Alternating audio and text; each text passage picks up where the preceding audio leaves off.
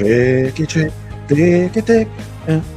What's in that? Oh, sorry. Hey, I didn't realize we were live here. Welcome to the Good Pod, where today we're talking The Good Wife, season 5, episode 11, Goliath and David. I am one of your co-hosts, Jason Reed. Some may say the thickety thick of all podcast hosts.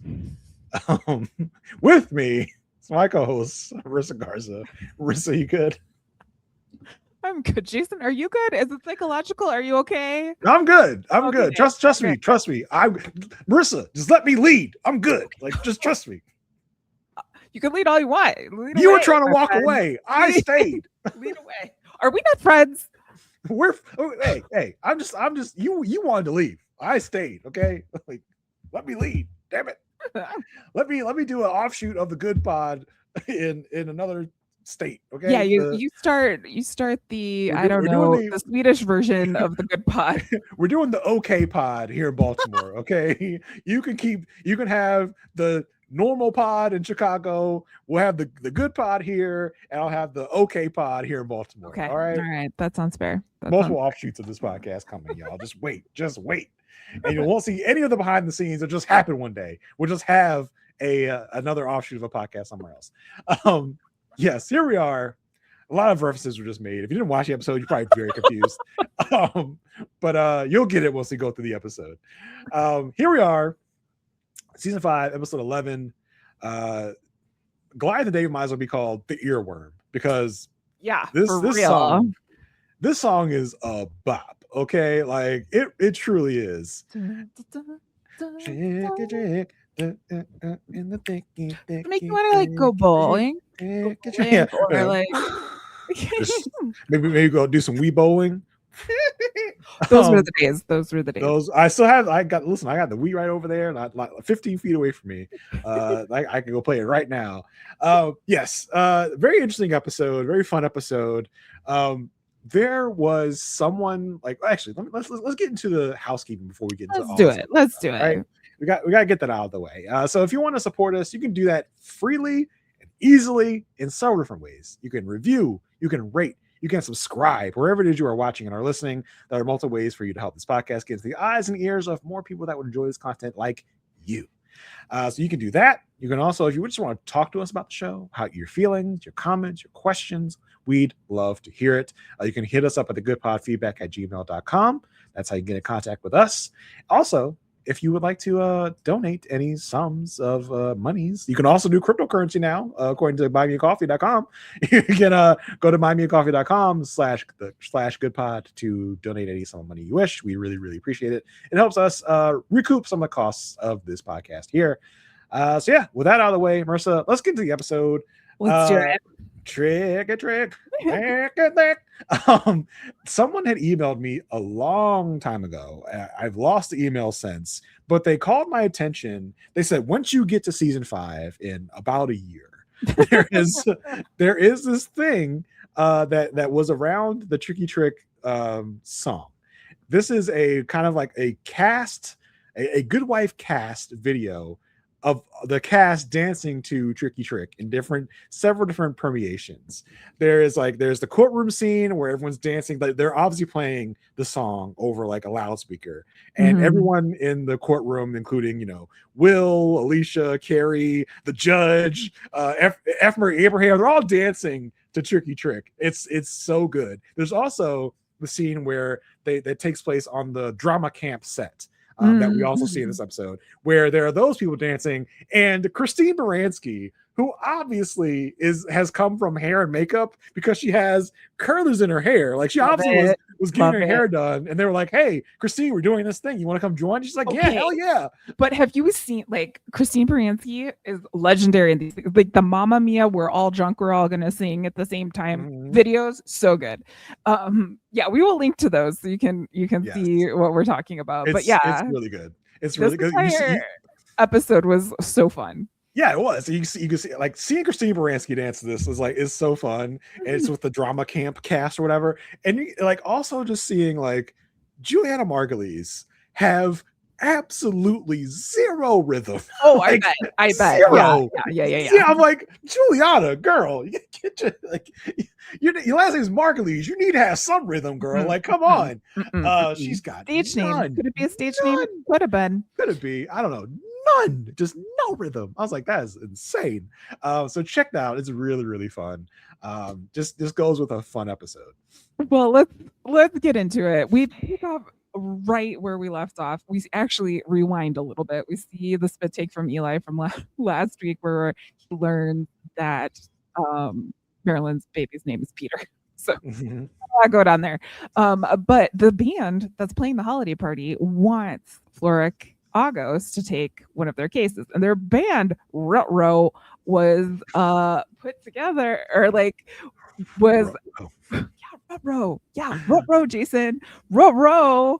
They have a case for them to take. And I say that because it's none other than Matthew Lillard and his, like, I don't know, Penn and Teller-esque friend. Yeah, because the friend Marshall just says nothing the whole episode. It's kind of like Jay and Silent Bob, Penn and Teller, whatever you want to call these duos, or one of the people don't speak. Yeah, Matthew Lillard, who, as Marissa referenced, played Shaggy in Scooby-Doo, of course, probably his most famous role, other than Quentin Tarantino's Whipping Boy. Scream. He was in Scream. He was in Scream, of course, yes. But Matthew Lillard has had quite a career resurgency, because this man is in a lot of shows that I watch. He was recently in the Daredevil Born Again, the most recent season. He was in this most recent season of Cross. He's everywhere, and so that's really fun. He's also going to be in Superman, the new Superman movie coming up. So this guy is in a lot of stuff now. Quentin Tarantino, F you, my guy, because he was one of the people that Quentin Tarantino picked on in his little interview piece. So here's Matthew Lillard in The Good Wife. He also is with Marshall, who, when I looked up Marshall, was just like, okay, not much. He's played by Christopher Fitzgerald, but one credit that Christopher had really struck me. He played Dirk Dasher in the other part of our podcast, Elsbeth, which is a spinoff of The Good Wife. He was the husband of Vanessa Bayer. He was one of the murder victims in the Elsbeth episode, killed by his fellow Christmas influencer wife. So I was like, oh yeah, that guy for sure. And the Kings are famous for reusing their actors in different properties, and this is no different. Yes. So yeah, Marshall and Roby. Roby is Matthew Lillard's name. Marshall and Roby are here. They got something to ask our people. Yeah, they're like, hey, so we wrote the song, and it also was like on this TV show called Drama Camp, which I don't. It's like a Disney. I think like they're trying to get at like that Disney feel, right? Like some sort of like because there was a like Disney property called like Camp, something with Camp Rock. Yes, exactly. Yeah. So at first I was like, oh, this is a like takeoff of Glee, and then they're like also Drama Camp. I was like, okay, yeah, Camp Rock as well, but I don't know if Camp Rock reused songs, but Glee was famous 100% for taking these songs and reusing them, repurposing them, and this is exactly what this kind of was. But come to find out, Roby and Marshall had done it first, because what happened, like, so this I forgot to mention was a cover of a Rebel Kane song called Thicky Trick. And basically the only like way I can explain it is they like bare naked ladies it. They like slow it down. They put like some, different music around it, but the words were the same. And they basically changed the genre from rap to pop. Yes. Like they really, that, which was a big thing in this time, in this age, which, if you really want to dissect it, can be problematic for sure.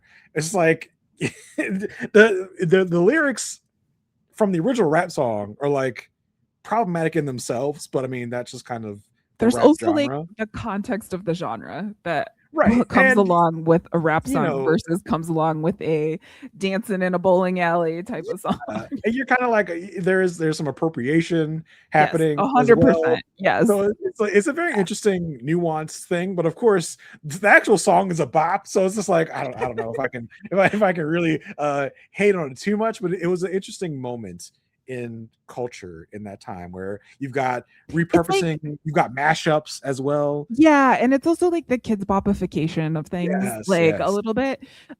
It was interesting because Carrie's like, well, like, Rebel Kane.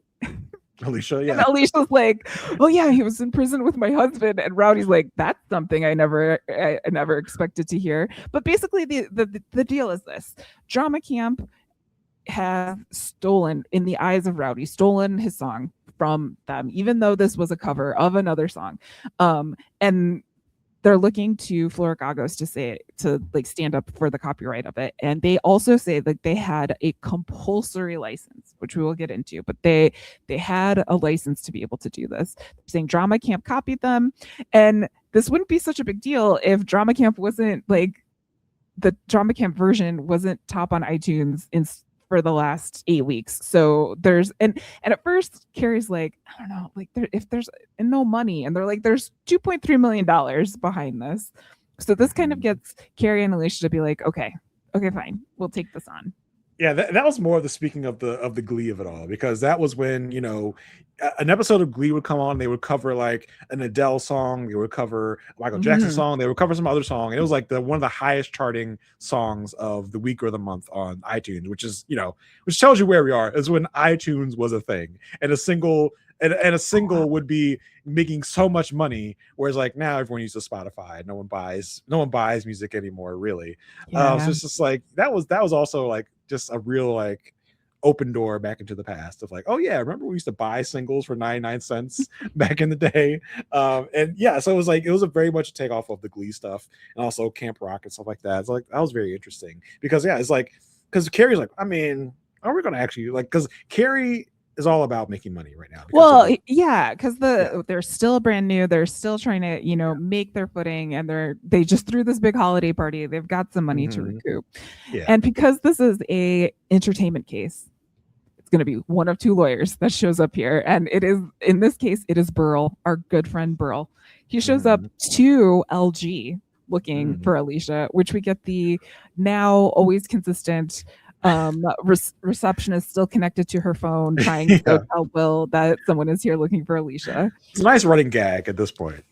Yeah, and we'll talk about what Will was up to, but he does meet with Burl, and he's like, hey, like, because Will is looking to expand it everywhere, but specifically into LA. So he talks to Burl about like, what's it like in LA, and they talk about the weather, whatever. But at the end of this conversation, he's like, what's this suit that Alicia's bringing?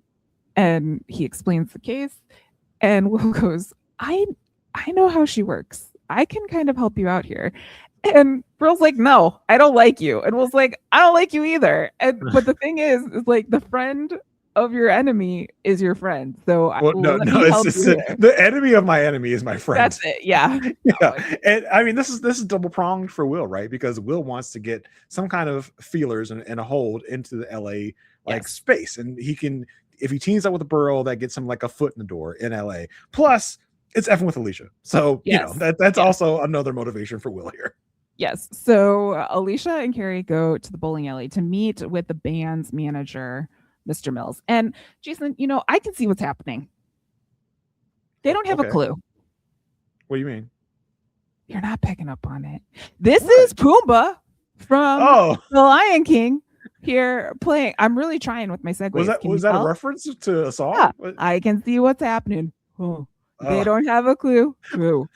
Fall in love, and here's the bottom line: our trio's down to 2. I was just to pick up on that. Rest of Twilight. There's magic in the air, and all of this romantic atmosphere. It's like you never had to listen to the Lion King soundtrack like 800 million times. But you said one small line. I was just pick up on that. Yeah. Listen, I thought like in the copyright issue with us maybe playing Tricky Trick. But now we might get in trouble because you're out here singing the Lion King. I'm karaokeing. Well, it's almost it's parody. It's satire. It's gotta be public domain at some point sometime soon. Oh, no way. Mickey No Mouse way. just got it. Disney ain't giving that up. Disney ain't giving that up. Well, Mickey Mouse, like the Steamboat Willie version of Mickey Mouse is public domain. That's so true. I don't think they thought that Steamboat Willie was going to really make them any money. So they let it go. Little did they know someone would take that and run with it and make like a horror movie about Steamboat Willie, which is exactly what happens. But I mean, Marissa, I want you to keep going with it. Like, what other songs you got in your repertoire? That was nice. I got a song book of stuff. Give you like 15 seconds of Lion King. I enjoyed it. Anyway, so Mr. Mills, the band manager, is played by Ernie Sabella, who is Pumbaa from The Lion King. Mm-hmm. Also, great friend to Nathan Lane, shows up in a bunch of movies with Nathan Lane and 800 gazillion Disney properties, including Kingdom Hearts 2 as Pumbaa. But he has like 2 lines in this moment. And most importantly, Marissa, important to me, this man, what'd you say his name was? Ernie Sabella? Yeah. Most importantly, Mr. Carosi from Saved by the Bell. When the kids went to work at a beach club for a summer, this guy played Stacy Carosi, aka Leah Remini's dad. Like, that's where like I did not do my full job. I did not put him into the guest star notes. And Marissa called me out in the pre-show. She's like, "You dummy, you missed." No, I didn't. The manager guy. I did not say that. I said, "Hey, about that guy." You guys don't know how mean Marissa is to me off the show. Okay, you just don't know. But anyway, Marissa's like, "You idiot! You didn't put the manager." And I was like, "Who's the manager?" And she goes down the whole list. I was like, "Oh, wait a minute!" And I started seeing him in my head. I was like, "Oh yeah, that guy was familiar. He was Stacy Carosi's dad." You saw him in your head. You cheated. Well, yeah, you can't do that. I know. But I was like, "That was Mr. Carosi's dad." And Marissa's like, "What? Who? What?" I was like, I found him. I found him. Yeah. So Marissa did my job that I couldn't do. I'm sorry. We've talked more about Ernie Sabella than he was in the actual episode. Yeah, well, that's true, but it was a big deal. I didn't realize who he was. So Alicia and Carrie are meeting with Ernie Sabella at this bowling alley. There's like people are bowling. He's like, "Hey, do you want a milkshake?" But basically what they're here to do is to find out about the compulsory license and to tell us as the audience what a compulsory license is and the difference between it and a derivative license. So a compulsory license allows you to cover the song, word, melody, the same, all of that.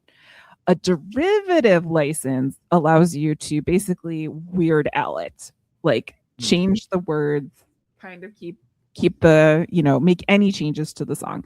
What this band has right now is the compulsory rights. Mr. Mills is like, "I did my job. Like, I got the thing. Like, I don't know what you're talking." Like, I don't think he really knew. Well, yeah, he's like, "You know how much money we make every time the song gets clicked on streaming?" He's like, "We make 0.004 cents. So we didn't really have the resources to buy all these licenses and rights you want me to buy." So they're like, "Okay, fine. Let's go get these derivative rights." So they go to Rebel. Carrie's like, "Hey, Alicia, you know Rebel Kane." So they go to Rebel Kane's house and he's like, "Yeah, you name your next song after me and I'll give it to you for free." And Alicia's like, "That's not really how this works. You're going to have to exchange money." So they exchange $5. And I love Rebel Kane was like, "Hey," and Alicia's like trying to ingratiate her. So it's like, "Hey, you went to jail with my husband." No, my husband. Yeah, he's like, "Oh yeah, Peter." He's like, "Yeah, I voted for him." Well, I would have voted for him if I had voted. It's like, okay, cool. Which is all like, "Oh my gosh, Lisa, you know Rebel Kane." And it's like, not really. Like, kind of. By association. Yeah. So they're walking away from this thinking, "Okay, we've got the rights. We've got what we need." So Burl and Will go to visit Floricagos. And Floricagos, again, thinks they have the rights. They're like, "We're going to settle. This is great." "Oh, Burl, so great to see you." And also Will, apparently. I thought it was also interesting when Will and Burl arrived. Burl's like, "What is this place?" And Will goes, "Hey, we all started this way." And Burl's like, "I didn't." Again, I'm like, "Will, did you?" Like, I'm like, yeah, I don't know. Yeah, we talked about how did Lockhart Gardner actually start. Like, we know it was Stern Lockhart Gardner at some point, but I guess Will could also be saying this is how I started before I became like a partner. I guess. I like how Burl's like, "Not me." Like, that's not how I started, baby. That might be you, but not me. And Will walks in. Alicia's like, you gotta get over it. And he's like, Get over what?" And she goes, "Me." He's like, "I am over you." But basically, Floricago says, "We would like 1.2 million to cover our costs up to now and then 50% going forward."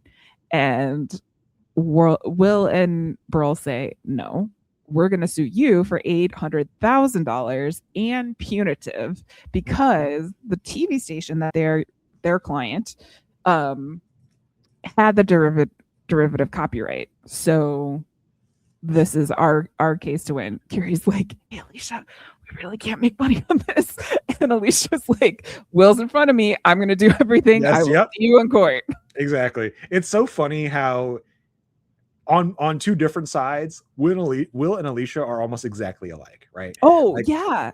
And that's what gets them so into each other, right? Like mhm. that's the thing that and we see it a couple of times in this episode because at this time, like when Will says to Burl, like, I know what makes her tick. I know how to make her loop. Like he is excited to be in this position. And he's on the phone with Burl at this point in the episode saying like, yeah, she's gonna David and Goliath this because that really like serves her ego. That's who she is. Like this is all about being close to Alicia.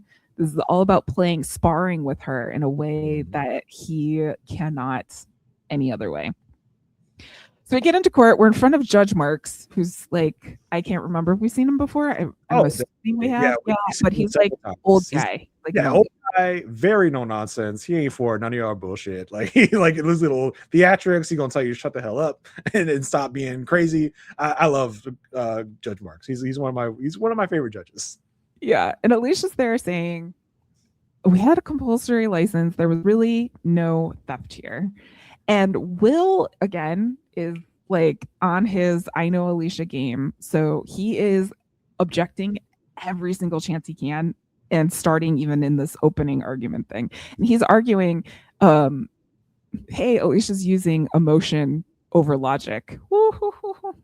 Like, why would you do that? I'm like, Will, don't you go tradwife down the tradwife lane for me.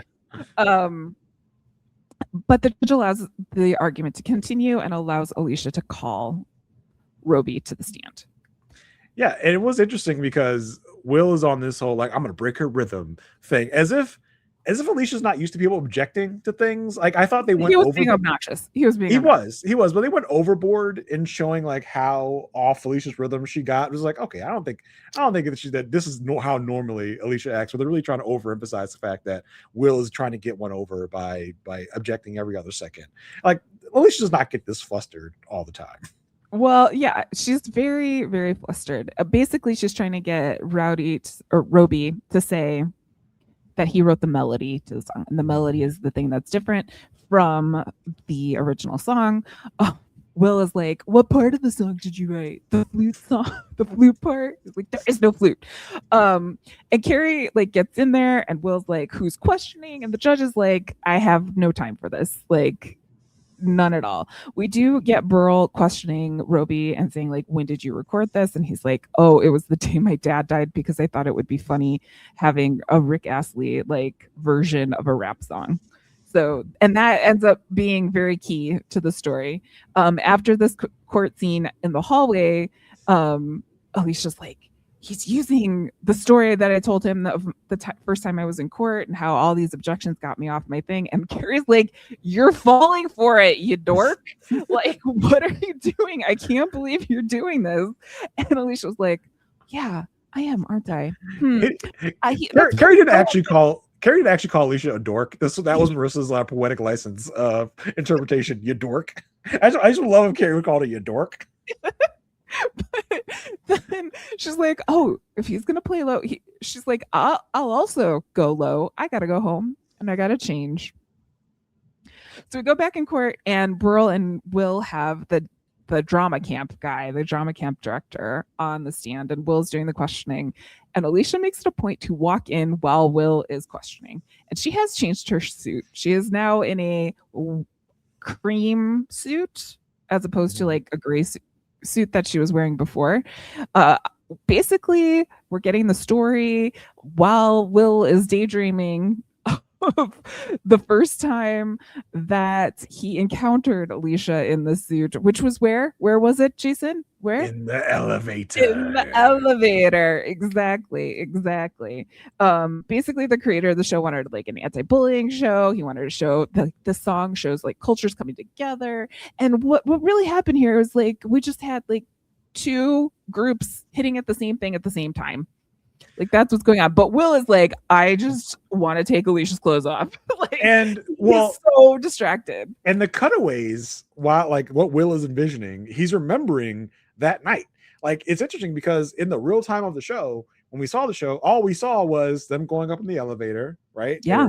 They make out a little bit in the elevator, but we kind of, in a weird way, backtracked and saw what else happened that night, where we see Will taking off this suit that Alicia has on, and like he's like palming her ass, and it was like, oh my, like he's like, we are seeing way more from that night that we saw in the real time, and it was just like, oh my god, this is, I was like, whoa, it's getting hot in here, like what's happening? And so Will is like very, very distracted, which is exactly what Alicia was trying to do, and it's just like it works to perfection. He's like, yeah, yep, like he's like, he doesn't hear a word that the guy says. He's like, good, yep, yeah, that's good. And Burl is like, what the heck was that? Like, what do you do? And it was like, it was questioning. It's like, no, questioning has direction. Questioning has a way to go. You just got there and babbled for a while, then sat back down. Like you made a weird face. You went, oh, and then you sat back down. I don't know what happened. They both came to the same right, exactly. Yeah, so totally. Time. Yeah, Exactly. So, Carrie's questioning at this point, and the drama camp guy was like, I was going to say camp drama, but the drama camp guy is like, similarity is not a crime. Like it's, this is my stance. And Carrie's like, okay, basically, okay, bet. Let me play this song. Let me play your song. Let me play their song. Let me play your song. You're telling me these are not the same song, basically. And Burl is like, okay, we're going to need another attack at this point. So they leave court, and Alicia is literally just waiting for Will to come over. She is leaning up against a column, looking at her phone, and Will takes the bait, comes on over, and is like, hey, so you decided to change? And she says, yeah, into what I was wearing the first time you banged me. And I was like, what? I was like, if I had been drinking something, I'd have spit it out. I'm like, what? I'd been like Eli earlier in this episode, like, whoa, that's Mrs. Florick. Oh my gosh, like that was, you have children, madam. Like, and he's like, that's so low of you. And she's like, yeah, I was like I wasn't like this back then. And he like Will, like she walks away, and Will giggles. He's got a giggle. He's got like a Will need to like excuse himself to an interior room. That was like, he was like, I gotta go take care of something like this, because that was. To reference the Elsbeth episode, he maybe needed to churn some butter. I don't know. Yes. And if you're not, this is part of the fun of listening to all the good pod feedback. You don't know what that means unless you listen to the Elsbeth episode we did the day before this one. So, we're back in court. Burl's like, listen, I'm going to take over. Like, Will, this is ridiculous. I am going to take over questioning Roby. So he basically asks Roby, like, do you remember where you were on such a date? And he's like, no, I don't. And it's like, oh, you don't remember where you were the week before your father's death? And Roby's like, do you remember where you were the week before your father's death? And it's like, no, but I wasn't on a studio lot where drama camp was being put together. And we learned that Roby was there as a session musician. And so basically what Burl and Will are trying to establish here is that there was access for these two to like have a conversation or to overhear their own musical things. This entire back and forth is interrupted by the judge's hearing aid, which I loved. It was like this little whistle. And he's like, okay, here's the deal. Drama camp took their song from Roby, but it doesn't matter because it wasn't protected. So we're going to have the suit go forward. But again, it's like, so why do we even show up here if this is just going to be your ruling? It's for the Alicia and Will of it all. Like, it doesn't mean anything else. So Carrie asks, like, back over, they're like having beers at the firm. Carrie asks Roby and Marshall, although Roby's the only one that's going to answer, like, so like when you were covering the song, did you cover it like a joke? Like, was it like a joke? And it's like, yeah, I thought it, it would be funny. So what Carrie is doing here is trying to establish this this as satire, and satire has legal protections. So he goes into court and he says, hey, this is satire. It's a transformative work. Satire's protected.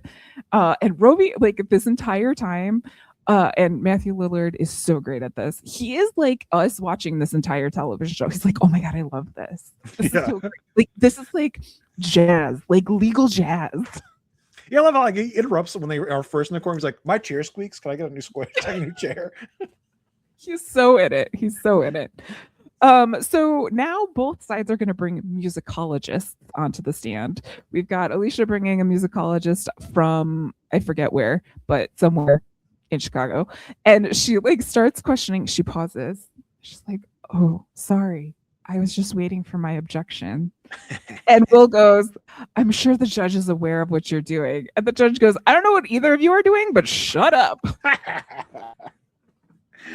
Oh, I love it. Because these two are acting like children right now. It's just like, what are y'all doing? Like, do you not realize this is a court of law? Y'all are supposed to be adults, not like quarreling lovers. Yeah, bad news bears. So she asked, like, do you think Roby's song is satire? And he says, yeah, the music was changed. The melody was changed. Okay, a song has a lot of components. There's lyrics, there's music, there's melody, there's rhythm, there's all of these things, and something was changed. So, and because it was changed, it allowed me to hear the words in a different context. So yeah, I do think it was parody. I do think it was satire.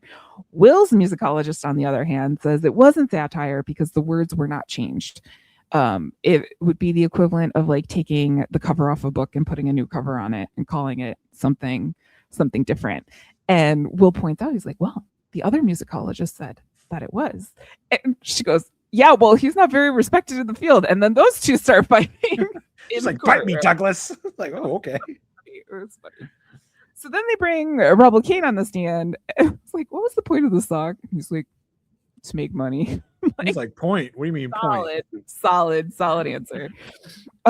And Burl basically in his questioning is getting Rebel Kane to say, like, you are trying to make like a jokey, satirical type point with the lyrics you're making. Like, this isn't an autobiographical story. This is like you're having commentary on this in the song. Yeah, it was very interesting because it kind of speaks a lot to like rap personas and like who people really are. Like, because Rebel Kane is here saying, I'm not really that guy. Like, I rap about these things, I talk about these things, but I'm making a parody of this type of guy. I'm not that guy, but I'm like talking about a guy like I'm a persona. Rebel Kane is a persona. It's not me. I'm talking as if I am this guy, but I'm not this guy. So I don't know if Burl had like prepped him for this before this to say this or whatever, or if this is really Rebel Kane's like philosophy in life. He's like, I'm trying to make money, and I know that to make money, this is stuff you say in rap songs. So I'm kind of like making fun of the fact that rap songs are like this. So this gets Burl to be like, so this is a satire itself. Like, originally, it was a satire. There was exactly no transformative action by either party. Basically. Because a satire of a satire is still a satire, so it's not transformative. It doesn't change it into anything else. All of this is satire. Yeah. Right. So at this point, like, Alicia is so determined. She's like, listen, Robin, I need you to spend all night on the internet, and I need you to find a comment that says that this was parody or satire. And Robin's like, because you need a consensus to put in court. She's like, yeah. And Robin's like, and this is basically like a Hail Mary. Like, yeah. So she basically finds a comment saying, at around like 123 in the song, do you hear that noise? And it wasn't the most clear to me. Not at all. There was at the very end, it feels like they like ramped it. I was like, okay, yeah, I get it. Like, but apparently it's in there because the closed captioning even goes bowling balls clattering or something. Yeah. I was like, oh, so it's in there. I just cannot hear it for the life of me. I probably need to turn my TV up to the loudest can go to actually hear it. But it's like, it's in there, I guess. And this is from a version of the song. This is from a version of the Drama Camp song that was submitted to Swedish iTunes as opposed to US iTunes because the team had not had a time to re-record the track and make it their own. So they basically just stole the audio from the music video of Roby's to submit it to iTunes to get it on Swedish iTunes, which apparently is a huge market. Huge market. They lime wired that shit. They're just like, look at Pretty the much. lime wire, just rip the whole song, put it on something, and send it out. So they've submit this findings, present it to Burl and Will at LG. Excuse me, I was going to say Lockhart Gardner. Whoa, that was so old school. At LG, and Burl's like, I am getting sick of this song. And I'm like, yes, agreed. And Robin points out the thing. She is like, so she's heard it so many times. She's like right here. But you can also see it in the track. You can see like the noise in the track. And so Alicia's like, they stole the actual track. Like, we are not talking about parody. We are not talking about satire. We are not talking about it being a transformative thing. We're talking about actual theft. And Will's like, yeah, well, hold on. Wait. And Alicia says, Burl, you got your hand caught in the cookie jar. You can't pretend that the cookie jar doesn't exist. And so Burl says, well, let's go talk over here. Basically, everyone thinks they won. We never see the settlement or anything like that, but we can assume that they won. Yeah, and you hire Matthew Lillard for some of these moments where he goes, where Robin shows them the bowling. So he's like, "That's stealing. That's legit stealing. We won. And then you're like, as if he is Shaggy. He's like, "Oh my gosh, we won!" And like, zoinks, guys, zoinks, Scoob, and like hugs Robin real hard. It's like, oh my God. That's the type of like energetic, like spastic kind of like person you are hiring here, and you played it perfectly. So good, so fun. So that was our like case of the week. We did have some other things happening within LG itself. You know how I mentioned Will was in a meeting when Burl showed up.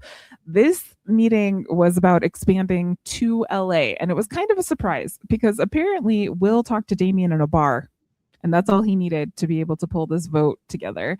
Diane is like, what do you mean you talked to Damien in a bar? That's not really how we do this. So she moves to put a hold on acquiring new clients for 2 months. This gets approved mainly because Anthony, her new carry, is also like, yeah, sure, Diane, whatever you want, I will vote for that. And you can also see that Damien is definitely controlling Howard's vote. It's almost like he is holding up Howard's hand. Yeah.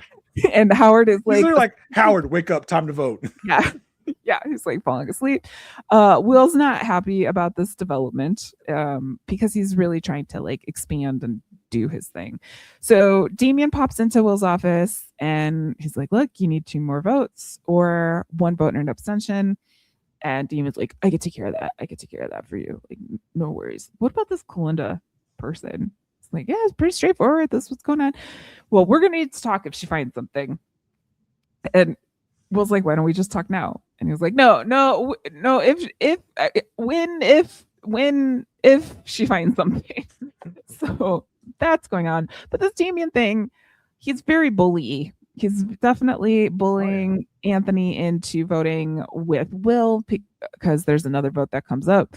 And Anthony's like, Diane made me partner. Will didn't make me partner. And Damien's like, actually, Will made you partner and he can unpartner you in the same thing.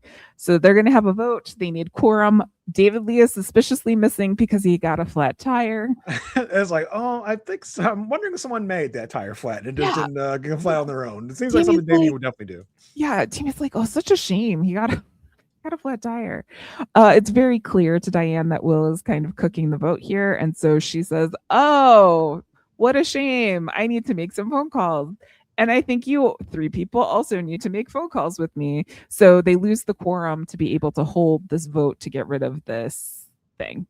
Yes. Now, I've heard quorum so many times in this show. Yeah. I was like, okay, it's time for me to look up the definition of quorum. Yeah. Oh, I love this stuff. Yeah. So I was like, is a quorum a dedicated number? Because I feel like we've seen different moments where they're like, we need a quorum, and they get 4 people. We need a quorum, we get 11 people. I was like, what is a quorum? So I looked up, what is a quorum? A quorum is the minimum number of members of a group, such as a board, committee, or legislature that must be present at a meeting for it to legally transact business, hold a vote, or make official decisions. It ensures that decisions are not made by a small minority of the total membership. So I was like, okay, well, I guess they define what the term quorum is on a basis by basis, like, continue. Well, and like depending on the thing. So like in some cases it was like they needed a quorum from the committee. So in that case, there's quorum. You need quorums in different board situations, you need quorums in the government, but it is for that protection of saying the majority of people are here. Right.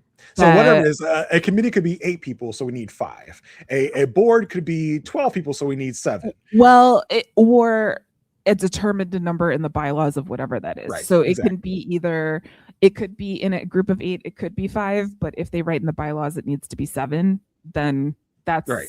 That's what it is. And in this case, the quorum was 18 people, and they had just made 18. And so Diane pulled herself and 3 other people to make sure that they couldn't recover quorum as quickly as like if she just left. Because like if she just left, they could get one more person. But taking 4 people off the board is a little bit harder to do. Yes. Yeah. So I was like, okay, what? I keep hearing this word. I feel like I know in context what it is, but I want to define it. World, if you want to get real nerdy, there's Robert's rules. It's about how these meetings are run, and that's like, it's good stuff. Robert's rules. Okay. Robert's rules. Yeah. Robert's rules. Robert's rules of something, but it's like if you want to go to a committee meeting and like really stir up some stuff, you should be like, excuse me, according to the rules, and then like they would have to follow because that's what the rules are. But anyway, seems like you've done that a time or two, if I'm to guess. No, I'm just aware of the rules. Yeah. So because all of this, Diane goes into Will's office and is like, with some whiskey, is like, hey, are we not friends anymore? Like, what the heck is going on? She basically is like, listen, there's some psychological stuff happening here with the break with Alicia, like this. And Will's like, it's not about Alicia. Like, look at me. Yeah. But I mean, and Diane also says like there's like a frantic quality to what you're doing here. Like, because he's like, oh, build. We got DC, like, we need LA, we need all this stuff, and he's only talking to Damien, and he's moving, and he's doing all this stuff. Yeah, it's like it's as if like Diane is his mother, and she's like, hey, sweetie, I've just seen some concerning things, and I just want to touch base and see if you're okay. Are you okay? Like, because it seems like a lot of stuff you're doing is not you. Like, are you okay, sweetie? He's like, yeah, I'm fine. What are you talking about? What do you mean? Yeah, I'm fine. Yeah. Everything's okay. Everything's just fine. Like, well, and then he's like, listen, I want you to help me. Like, help me, help you, help each other. Here's the situation. Like, you walked away. I didn't. You said you would help me. Give me the chance to lead. Give me the chance to do it. And Diane gets up and she's like, okay. It's like, oh, you voting with me? And she says, whatever you want. How do we think about this? How do we think this is being left? Did Will's tactic of guilting her in this moment by being like, hey, you wanted to walk away. You were trying to leave. Did I kind of force you to leave after you said you wanted to leave? Yeah. Yes. But you were willing to leave to take your judgeship. And I was going to be left to pick up the pieces. So, like, let me do me. I feel like he was just guilting her in that moment to be like, yeah, I accepted you back. I didn't have to do that. I didn't have to bring you back. You wanted to leave. You were going to leave, but you asked to come back. So now you can't. And we made this deal when you came back that we were going to be cutthroat. We were going to be aggressive. So you're trying to go back on that now. And for whatever reason, Diane didn't put up any more of a fight. She's just like, all right, I'll let you do whatever. It makes me wonder if she's going to keep the connection with Kalinda and the spying on Damien kind of like over Will's head in terms of once she finds something, she's going to be like, okay, you can play your games. You can do all this stuff. She kind of acquiesces in the moment because she might have things behind the scenes going on. It's like, I'll take care of this another way because I can't speak to you logically when you're like this. Yeah, exactly. So that's the state of LG. But then, as we have titled in my notes, Peter the baby. It could be about anything. It could be about Peter the baby. It could be about Peter the baby. You know, like it could go either way. In this case, it is about the baby, Marilyn's baby. Which opened up the episode. Eli confronts her after his spit take. Like all this stuff is like, excuse me, like what did you say the baby's name was? And she's like, it has nothing to do with the governor. Like, but I can't tell you who the father is. He's a private person. So Eli's like, oh, a private person? Cool. Kalinda, why don't you help me find out who this Peter is? And Kalinda's like, I can't help you. This is for Peter. I told you I don't work for Peter. And Eli's like, it's not for Peter. It's for Alicia.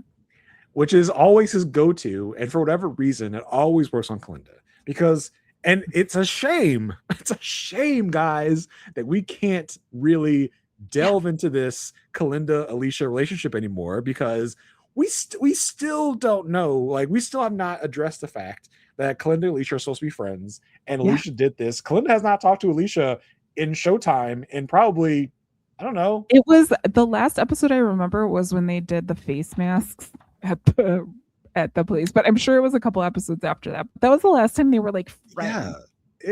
So not even on the phone friends anymore. No. It's like, so it's been a long time, but Kalinda still has this like loyalty to Alicia, so much so that Eli is still able to guilt her into like being like, this is for Alicia. We don't want, if on the off chance that Peter is the father of Marilyn's baby, we don't want this to get out. And the only way that can happen is if you are the one investigating, because I don't trust anyone else but you to not try and hurt Alicia if the fact is that Peter is the father. Well, it's not just the loyalty, it's also the guilt that she has for what she did to Peter. It's not like, because she was loyal before she found out about her and Peter. Alicia found out about her and Peter thing. So Eli knows how to kind of exploit this, and as does Kalinda, because she's like, okay, I'll do it for $500 an hour, which is a pretty, it's up there, especially for her rates as well. Then we get the scene. I loved this, even though it was very, very uncomfortable for Kalinda. So Kalinda follows Marilyn into the OBGYN, and for some reason, Marilyn has no idea who Kalinda actually is. Like, there's like, they have not met in any way, shape, or form, which was surprising to me. So she's there reading. Kalinda has to pretend that she's pregnant, which is like, I was like, what if this is another show? Kalinda would have been in there with like a fake pregnancy belly. Like, I just imagine what that would have looked like. Well, she's like asking Marilyn, like, how many weeks along are you? And she's like, oh, I'm 19 weeks. And you? And Kalinda's like, 10. Yeah. Kalinda, who probably has no idea what pregnant people should look like, because she has probably never thought of having a child for her own. It's like, 10? Does that sound right? It's like I see you, and I think I am thinner than you right now, so I should probably say less than that, right? Like, can you imagine if Kalinda was like 38? Like, it's like, because she has no idea what like pregnant people would look like. She's like, 81? Like, does that sound right?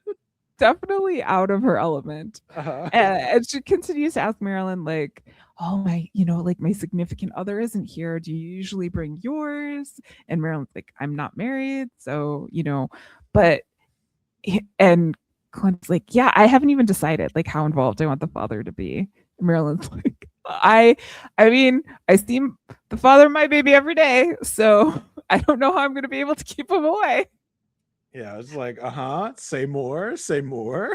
And at this point, Detective Jenna comes in, and I'm like, oh my God, why are you ruining this comedic moment? Why are you doing all this stuff? And Claudia's pissed because Jenna basically comes in and interrupts the conversation. And Kalinda's on the job. Like, this is her livelihood. This is what she's doing. She could have blown a cover, could have blown something. Luckily, Marilyn was called up to go to the doctor and exited the situation.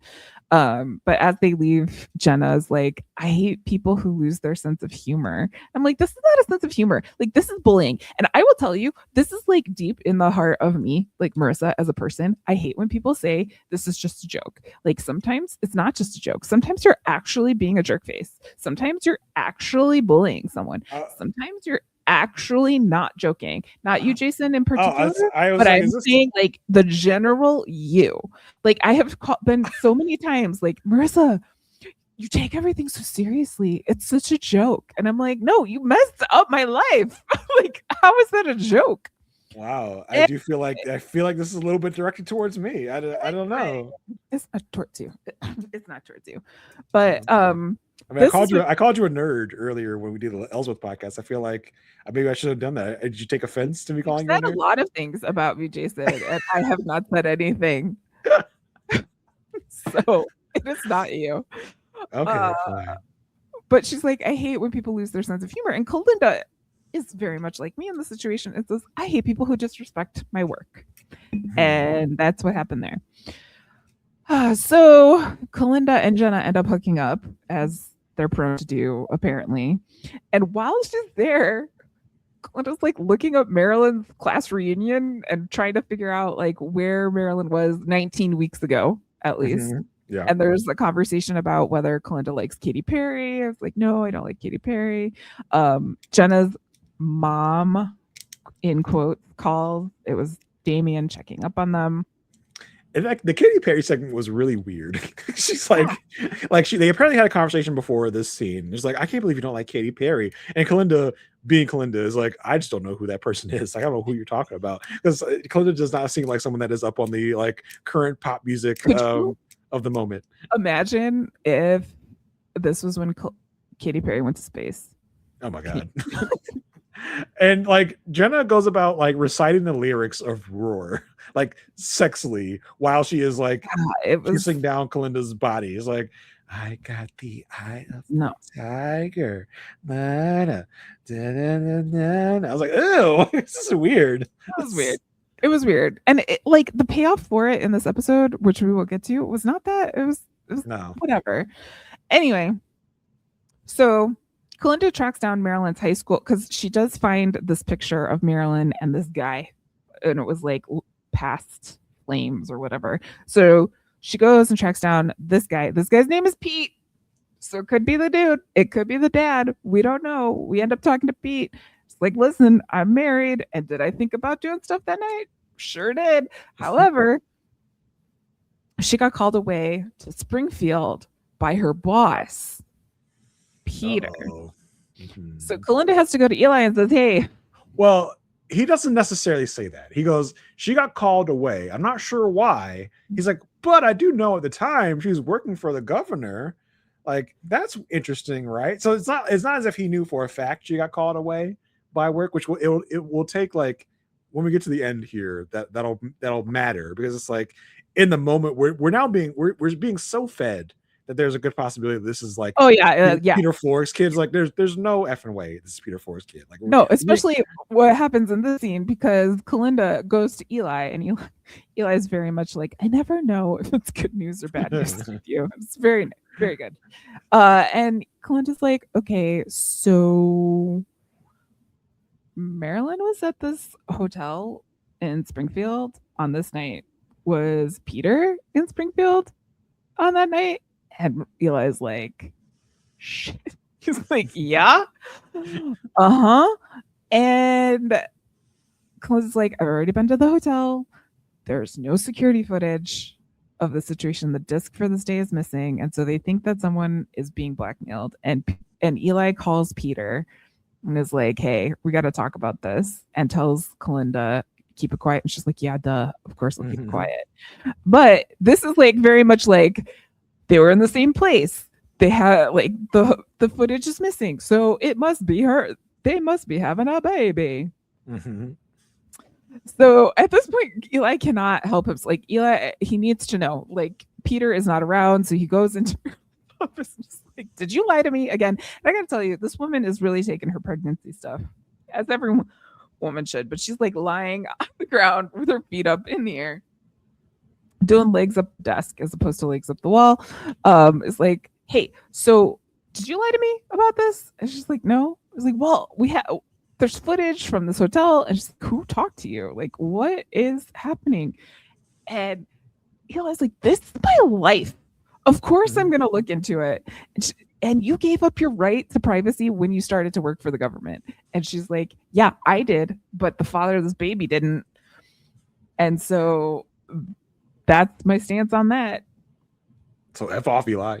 Yeah, pretty much. At this point, Damien comes up to Kalinda and is like, hey, I heard you don't like Katy Perry. So all of that was for that, which was dumb. Yeah. Jenna ends up pulling Kalinda over while she's driving for some reason. The reason being, you didn't return any of my calls. Like, I could really this could all just disappear, and I would be fine. Go away. Like, Damien, Jenna, go away. Both of you.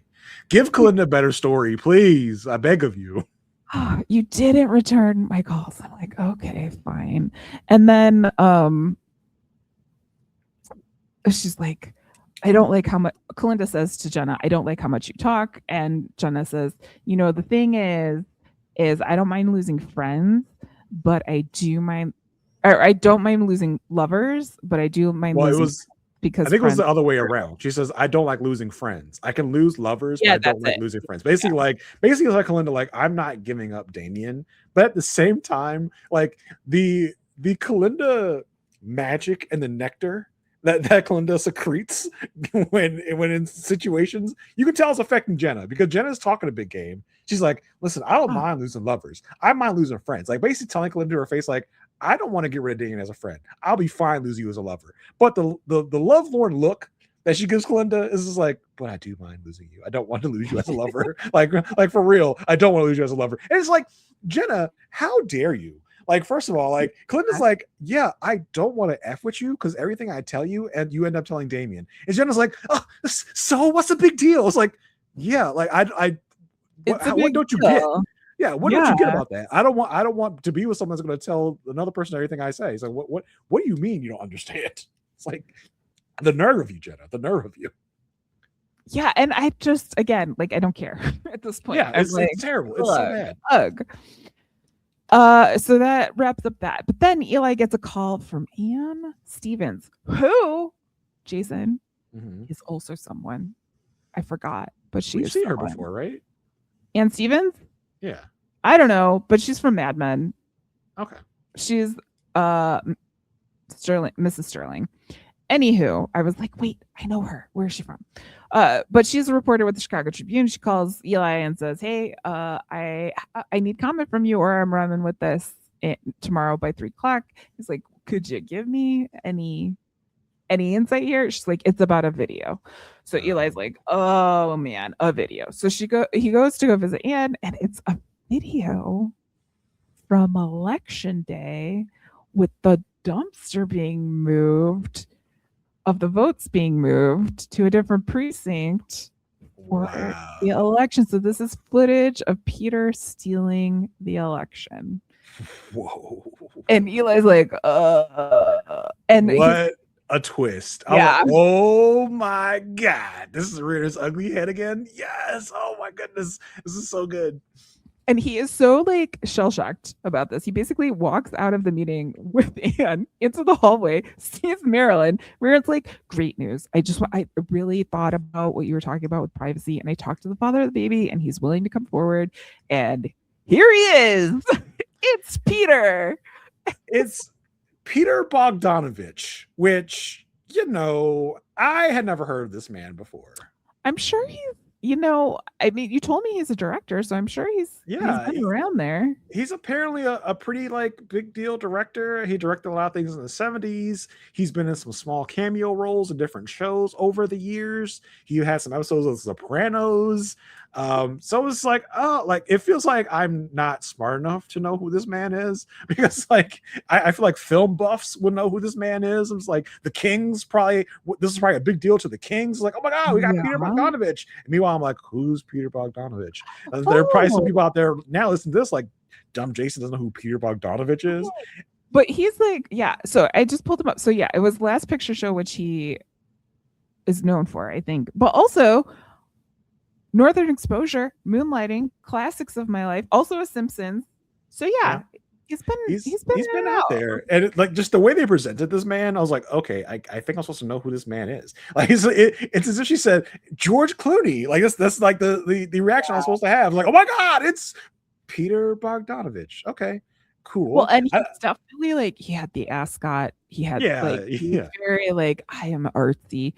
But apparently, he was in town filming a movie, and they just, just felt the vibes. They just hooked up. But she goes, I see him every day. So it's like, are they in a relationship together? Like, is that what's going on? Or is he a special advisor to I was like, this is weird. Like, I don't know if we're going to talk about this further later down the line or whatever. But this is a really weird reveal. I was like, okay, but I mean, Eli is so shell shocked. He just learned. He just doesn't even care. He's like, that's the least of my problems right now. Like, I kind of wish you were had a baby with Peter, because we could have used that to distract from him stealing an election. Because that is exactly the type of thing that would happen today. It's like, oh, he stole an election, but guess what? He's also having a illegitimate baby. Don't you guys care about that? That's what you should be in your face about, not that he stole an election. I guess that's or he started a war, and then look at that, or he started a thing. I might be on a list, but what about this? I started a what war. About that? Or ballrooms, whatever. Yeah, hey, but, whatever. Yeah, I love that Eli just cannot handle this, and he walks down the hallway and walks away. And that's where the episode ends. And did Eli know about this, or are Will and Peter the only people that knew about this? Well, and of course, Moody the henchman. Mooney, I don't know if he knew about this. I think he knew something, because in the episode, Mooney says, "Do you want to know?" And Eli says, "No, I do not want to know." Right. Yeah. But I don't think he knew about this specifically. He's like, "Oh, crap." No, but I think he can put it together pretty easily. Yeah, for sure. I mean, and he probably sees Moody in that video. I was like, "Oh, like that's what Moody was doing," and that's now the fact that someone has this video is a problem. It's kind of like about that. Yeah, so that's going to be interesting to see how that gets resolved, taken care of, what they do about it. Very, very interesting. Very intriguing. Also, like, I know Peter's a popular name, but you don't need to name your kid Peter. But it's the father's name. The father wants to be named by It's him. just like, there were so many Peters, man. There's so many. And the one guy was like, "No, I'm Pete. I'm not Peter." It's like, yeah. Okay. Yeah, sure. Before we go, Marissa, I thought it'd be fun to do a little interpretation of Tricky Trick. Oh no. I've got the lyrics. I've got the lyrics here. All right, here we go. All right. Oh my gosh, there she go. Watch all that when she hit the flow. Well, mama got back with a hair full of tracks, claiming other people's kids on her income tax. Club hopping, booty popping, drama making, pockets breaking. Better be paid if you're trying to holler. Get a hand in the face, ain't taking that dollar. Always down to fight a tramp. She don't like turn around polite. On the phone, she talking white. Her baby daddy still trying to come around, trying to get a taste of that round and brown. She ain't having that. Raised in the hood, get her fabulous. She kind of a bad boy, I must admit, but she ain't nothing but a thicky trick. That little mama thicky thick, but she ain't nothing but a tricky trick. That little mama thicky thick, but she ain't nothing but a tricky trick. Thicky thick, tricky trick. She ain't thicky thick, tricky trick. Thicky thick, tricky trick. She a thicky thick, tricky trick. Wow. Hey. Nice. It's much longer. It's much longer, but I can't do the whole thing. It's much longer, but I thought I at least get to the trick. At least get to that part. I'm so glad it was you and not me. Yes. But if you want to get a much better interpretation, look up that music video of the Good Wife cast dancing to Thicky Trick. I didn't even like, as I'm going through these lyrics, I'm like, oh, these are very problematic lyrics. What? And then again, I was like, I'm out. It's like on the phone, she's talking white. I was like, oh, I didn't remember that lyric. Oh my gosh. But props to the writers room, I need to know who wrote that. I'd love to see the people or person that wrote that. So like, tells me a lot. I'm sure you could. I think you could probably figure out some characteristics. Yeah. Woof. Okay, that was interesting. But I thought the audience would enjoy that. Hopefully, we didn't get a bunch of 1-star reviews from that moment. Like, can't take Jason singing "Tricky Trick." 1 star. Oh man. So yeah, now that that cringy part of the show has been done, Marissa, do you want to tell the folks where they can find you? I mean, I don't know. I don't even know. Like, I feel like it's a whole new world now. Ended here. Yeah. Okay. Hi. Marissa. You can find me at itsmemarissa.com, where there's links to everything that I'm on, including the YouTube links for this particular podcast. We'd love it if you subscribed over there. You can also follow me on Whirlwind Podcast on Pretty Little Liars, covering Pretty Little Liars one previously at a time, and then also on the USS Sisterhood, talking to my sister as we watch Star Trek Next Generation for the very first time. Jason, have you recovered? Are you able to tell the people where to find you? For the first time in forever. See, Disney sing-alongs, it can happen. Did you ever watch those with the bouncing Mickey? Probably when I was a kid at some point. Yes, where you can find me, you can find me over on the Perfect Match podcast, where me and Asia Welch talk about the show Married at First Sight. We are on Patreon exclusively right now, talking about season 12 of the show. We have rewatches of season 11, season 1, season 10 also in the vault, so you can check out all those things. You just sign up over on Patreon. You can also find me coming up on Crime Scene, as I talked about the show The Worst Ex Ever, season 2. Also coming up in about a week or so, probably less than that actually. Probably got scheduled at a podcast on the books. The show Perfect Match is coming back. That is the battle of the trashy network stars, where all your favorites from Love Is Blind, Too Hot to Handle, a whole bunch of other shows come on and suck face with each other for different reasons. So that's coming up recently with me, Asia Welch, and Kirsten McInnes, as we break down that show as well. I bet you can't wait for that, Marissa. Well, I mean, it's interesting that they're all gonna I feel as though it's like they're coming to pay homage to the show. Yeah, something like that. And that's it for us. And I hope you find yourself a thicky trick out there. And until next time, stay good.